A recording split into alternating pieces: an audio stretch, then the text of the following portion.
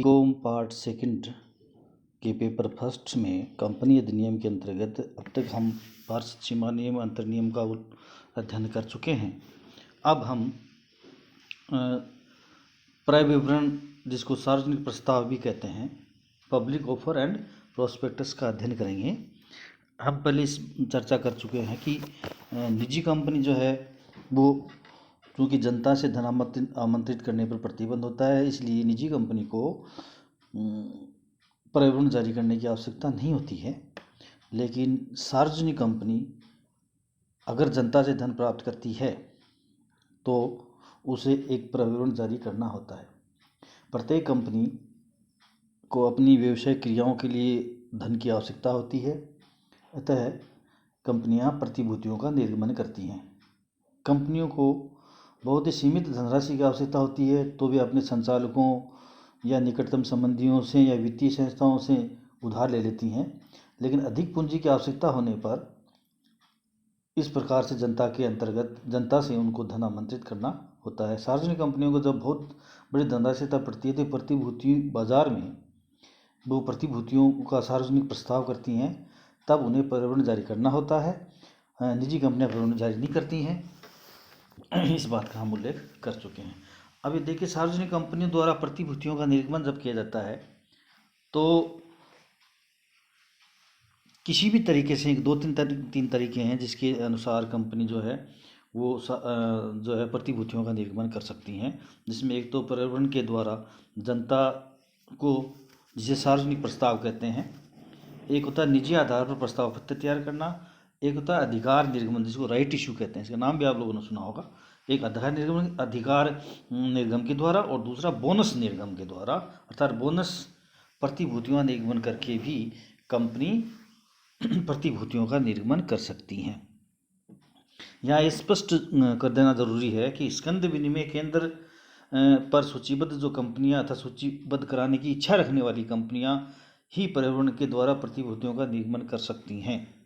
ऐसी कंपनियां जो प्रतिभूति एवं एक्सचेंज बोर्ड ऑफ इंडिया अधिनियम यानी सेबी एक्ट 1992 के अधीन बनाए गए नियमों एवं विनियमों के पालन करना होता है, तो उन्हें ऐसी कंपनियां जो लिस्टेड हैं या लिस्टेड कराना चाहती हैं स्टॉक एक्सचेंज में, वो सब पर्यावरण के माध्यम से जनता से धन आमंत्रित करती हैं। निजी कंपनियों के मामले में अगर देखें तो निजी कंपनी जो पूंजी प्राप्त करती है, प्रतिभूतियों निर्गमन करती है, उसका तरीका सिर्फ ये है कि निजी आधार पर प्रस्ताव पत्र द्वारा तैयार करती हैं या अधिकार निर्गम द्वारा वो अपनी पूंजी प्राप्त करती हैं। बोनस के द्वारा भी प्रतिभूतियों को निर्गमन कर सकती हैं। यानी सार्वजनिक कंपनी से दोनों में अंतर इतना है कि सार्वजनिक कंपनियां जनता से पर्यावरण के द्वारा प्रतिभूतियों निर्गमन कर सकती हैं, जबकि निजी कंपनियां ऐसा नहीं कर सकती। बाकी तीन और जो तरीके हैं उनके द्वारा निजी कंपनियां पूंजी प्राप्त कर सकती हैं। अब पब्लिक ऑफर क्या है, सार्वजनिक प्रस्ताव क्या है? जो कंपनियां सार्वजनिक निर्गम कंपनी जनता को अपनी प्रतिभूतियों को क्रय के लिए आमंत्रित करना चाहती है, उसे इस हेतु एक सार्वजनिक प्रस्ताव करना पड़ता है। सार्वजनिक प्रस्ताव करने या जनता को निमंत्रण देने हेतु कंपनियों को पर्यावरण जारी करना पड़ता है। सार्वजनिक प्रस्ताव से तात्पर्य प्रतिभूतियों का एक ऐसा प्रस्ताव है जो किसी सार्वजनिक कंपनी द्वारा उनके विद्यमान अंशधारी द्वारा पर्यावरण जारी कर किया जाता है। सार्वजनिक प्रस्ताव दो प्रकार के हो सकते हैं। पहला है प्राथमिक सार्वजनिक प्रस्ताव और दूसरा अनुगामी सार्वजनिक प्रस्ताव। ये दोनों प्रस्ताव पर्यावरण जारी करके किए जाते हैं। विद्यमान सदस्य या प्रवर्तकों ने अगर प्रतिभूतियां धारित कर रखी पहले से, तो वो भी उन प्रतिभूतियों को बेच सकती हैं, तो उसे कहते हैं विक्रय हेतु प्रस्ताव, ऑफर फॉर सेल, OFS के नाम से इसको जाना जाता है। ऐसा प्रस्ताव भी पर्यावरण जारी करके ही किया जाता है। ऐसा पर्यावरण भी प्राथमिक एवं अनुगामी दोनों ही प्रकार के हो सकते हैं। अब प्राथमिक सार्वजनिक निर्गम के बारे में हम चर्चा करें, जिसको इनिशियल पब्लिक ऑफर और शॉर्ट में इसको कहते हैं, जबकि आप लोगों ने नाम सुना होगा IPO, इनिशियल पब्लिक ऑफर। प्राथमिक सार्वजनिक प्रस्ताव, जब किसी असूचीबद्ध सार्वजनिक कंपनी द्वारा अपनी नई प्रतिभूतियों का अथवा ऐसी कंपनियों के किसी विद्यमान अंशधारी द्वारा धारित प्रतिभूतियों का अथवा दोनों के ही द्वारा पहली बार जनता को प्रतिभूतियों के विक्रय हेतु प्रस्ताव किया जाता है, उसे प्राथमिक सार्वजनिक प्रस्ताव या प्राथमिक जन प्रस्ताव कहते हैं। ऐसे प्रस्ताव से उस कंपनी की प्रतिभूतियों का किसी भी मान्यता प्राप्त स्कंध विनिमय केंद्र में सूचीबद्ध या लेन देन का रास्ता साफ हो जाता है। उसके बाद में जो है वो कंपनियां अपने शेयर्स या प्रतिभूतियों को स्टॉक एक्सचेंज के माध्यम से रजिस्टर करवा करके लेन देन कर सकती हूँ। सार्वजनिक प्रस्ताव में किसी इसको अगर समझें तो असूचीबद्ध सार्वजनिक कंपनी द्वारा पहली बार जनता को अपनी प्रतिभूतियां अधिगमन करना पड़ता है। जो अनलिस्टेड है तो जनता से जनता से प्रस्ताव पैसा लेकर के प्रतिभूतियां अधिगमन करके और कंपनी लिस्टेड करा सकती हैं। और असूचीबद्ध सार्वजनिक कंपनी के किसी विद्यमान पहले से ही, जैसे गवर्नमेंट के पास किसी कंपनी के शेयर हैं, वो अगर जनता को देती है तो वो भी प्रवर्तन जारी करती है और फिर वो सेल देती है। विद्यमान अंशधारी सदस्य या प्रवर्तकों के पास अगर प्रतिभूति हैं तो उनका प्रस्ताव भी इसके अंतर्गत किया जा सकता है। एक दूसरा है अनुगामी सार्वजनिक प्रस्ताव, फर्दर यानी फॉलो अप पब्लिक ऑफर।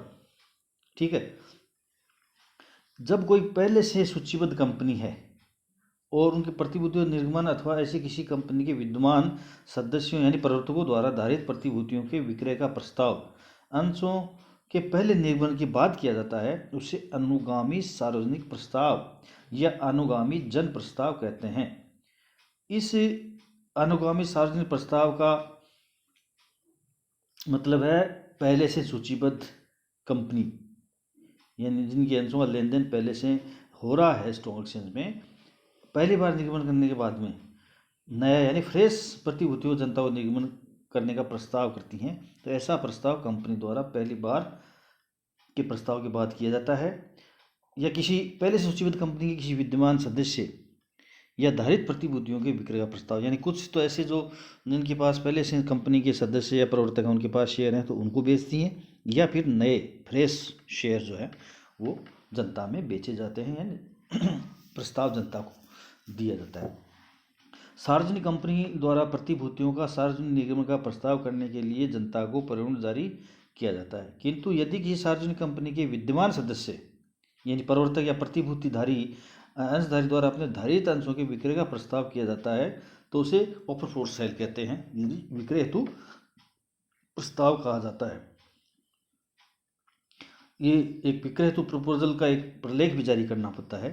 ऐसा प्रलेख भी प्रवरण के समान ही माना जाता है। इसको प्रभाव से विवरण भी कहते हैं। तो इस तरह से ये ऑफर फॉर सेल होता है, और अन्यथा फ्रेश होता है तो वो प्रवरण जारी करके किया जाता है। अब है प्रविवरण। प्रविवरण का क्या अर्थ है, इसका हम अध्ययन करते हैं। तो कंपनी अधिनियम की धारा 270 में एक परिभाषा प्रविवरण की दी गई है, वो मैं बताता हूँ आपको। प्रविवरण से आशय एक ऐसे प्रपत्र से है जिसे प्रविवरण की तरह से वर्णित या निर्गमित किया गया है, जिसमें मायावी प्रविवरण, जिसको रेड हेरी प्रोस्पेक्टस कहते हैं, मायावी प्रविवरण अथवा सेल्फ प्रविवरण अथवा किसी प्रकार का सूचना पत्र, परिपत्र, विज्ञापन या अन्य प्रपत्र सम्मिलित है, जो किसी सम्मिलित संस्था की प्रतिभूतियों के अभिधान या ऋण पत्रों के क्रय के लिए जनता के प्रस्ताव आमंत्रित करता है। यानी प्रविवरण एक ऐसा प्रपत्र भी हो सकता है जिसको नाम चाहे परिपत्र दे दो, चाहे विज्ञापन दे दो, सूचना पत्र दे दो, सेल्फ विवरण दे दो या माय विवरण दे दो, कुछ भी दे दो, लेकिन उद्देश्य उसका ये है कि जनता से हम कंपनियां जब धन प्राप्त करना चाहती हैं तो इसे एक सूचना विवरण कंपनी के बारे में सारा संपूर्ण खाका जो है वो जनता के सामने पेश करना होता है, जिसे हम किसी भी नाम से पुकार सकते हैं, लेकिन इस अधिनियम की धारा 270 के अनुसार वह प्रविवरण की श्रेणी में आएगा। इस प्रकार से हम कह सकते हैं। तो प्रविवरण के रूप में जो जारी किया जाता है, चाहे वह किसी कंपनी समाज संस्था की प्रतिभूतियों के अभिधान या क्रय के लिए जनता को आमंत्रित करता है, इसमें ये शामिल हैं। इसकी अगर विशेषताओं की चर्चा करें कि क्या क्या क्या विशेषता है प्रविवरण में, मोटे तौर पर हम ये कहें कि ये प्रविवरण एक प्रलेख ऐसा है जिसमें पर्यावरण के नाम से वर्णित या जारी किया जाता है। पर्यावरण मायावी पर्यावरण, सेल्फ पर्यावरण कोई भी सूचना पत्र, परिपत्र अथवा विज्ञापन के रूप में हो सकता है। यह किसी सार्वजनिक कंपनी द्वारा जारी किया जाता है, यानी निजी कंपनी इसे जारी नहीं कर सकती। यह जनता को जारी किया जाता है। यह किसी सार्वजनिक कंपनी समामूल्य संस्था द्वारा जनता को अपनी प्रतिभूतियों के अभिधान या क्रय हेतु आमंत्रित करने के लिए जारी किया जाता है। पर्यावरण एक लिखित प्रलेख, यह मौखिक या गैर शाब्दिक नहीं हो सकता। प्रतिभूतियों के अभिधान के लिए मौखिक रूप से दिया गया निमंत्रण पर्यावरण नहीं होता है। इसी प्रकार टेलीविजन या फिल्म द्वारा दिया गया विज्ञापन भी पर्यावरण नहीं होता है। यानी ये एक रिकॉर्डेड और प्रिंटेड एक प्रलेख होता है जो जारी किया जाता है। पर्यावरण में लिखी गई तिथि ही पर्यावरण की प्रकाशन की तिथि मानी जाती है। प्रत्येक पर्यावरण में उन सभी बातों का उल्लेख होना चाहिए तथा उन सभी प्रतिवेदनों को सम्मिलित करना चाहिए जो कंपनी अधिनियम के प्रावधानों द्वारा तय किए गए हैं। पर्यावरण पर कंपनी के संचालकों अथवा या प्रस्तावित संचालकों तथा उन सभी व्यक्तियों के साक्ष्य होने चाहिए जिन्होंने पर्यावरण जारी करने की सहमति प्रदान की है, जिसमें संचालन मंडल के सदस्य हो सकते हैं। पर्यावरण का जनता को निर्गमन तभी किया जा सकता है जब पर्यावरण का रजिस्ट्रार के पास पंजीयन हो। यानी पर्यावरण तैयार किया जाता है, प्रिंट कराया जाता है, उस पर हस्ताक्षर होते हैं, उसके बाद रजिस्ट्रार के पास उसको भेजा जाता है, रजिस्ट्रार उसका पंजीयन करता है और उस पंजीयन के बाद जनता को जारी किया जाता है। पर्यावरण संबंधी प्रावधान या पर्यावरण के जो प्रशासक के रूप में प्रावधानों का जो नियमों की पालना कराने का जिम्मेदारी है वो सेबी द्वारा की जाती है। Security exchange board of India के द्वारा 1992 में जो गठित किया गया है उसके द्वारा इन सभी पर्यावरणों और प्रतिभूतियों निर्गमन संबंधी सभी कार्यों का उनके द्वारा प्रशासन किया जाता है। अब पर्यावरण का निर्गमन कौन कर सकता है ये मैं बता चुका हूँ। को कई बार क्वेश्चन आ जाता है कि पर्यावरण का निर्गमन कौन कर सकता है। तो पर्यावरण का निर्गमन कोई भी सार्वजनिक कंपनी द्वारा या ऐसी कंपनी की ओर से किसी व्यक्ति द्वारा, कंपनी के निर्माण संबंधित या निर्माण में हित रखने वाले किसी व्यक्ति द्वारा, कंपनी के निर्माण संबंधित या निर्माण में हित रखने वाले किसी व्यक्ति की ओर से अन्य व्यक्ति द्वारा। कभी कभी क्या होता है कंपनी अपने अंशों को फॉर सेल या जनता को बेचने के लिए प्रतिभूतियों को आमंत्रित करने के लिए किसी एजेंसी को हायर करती हैं, तो फिर वो उस एजेंसी को अधिकृत करती हैं कि वो पर्यावरण जारी करे। तो इस रूप में या तो कंपनी स्वयं जारी करती है या कंपनी की ओर से कोई व्यक्ति या संस्था जारी करता है या उस व्यक्ति संस्था को अधिकृत किया गया है तो उसकी ओर से कोई व्यक्ति भी पर्यावरण जारी करता है। वो सारे प्रपत्र जो है पर्यावरण की श्रेणी में ही आएंगे, लेकिन ये सभी सार्वजनिक कंपनी द्वारा जारी किए जाए, निजी कंपनी द्वारा किसी भी स्थिति में पर्यावरण जारी नहीं किया जाता है। तो ये है पर्यावरण। अब ये देखिए पर्यावरण का निर्गमन कब आवश्यक नहीं है। कुछ ऐसी परिस्थितियाँ जिसमें पर्यावरण निर्गमन करने की आवश्यकता नहीं है। जब कोई सार्वजनिक कंपनी अपनी प्रतिभूतियों के विधान या क्रय के लिए जनता को आमंत्रित नहीं करती है। दूसरे शब्दों में हम ये कह सकते हैं कि सार्वजनिक कंपनी अपनी प्रतिभूतियों निजी आधार पर प्रस्ताव पत्र जारी करती है तो उसे पर्यावरण जारी करने की आवश्यकता नहीं है।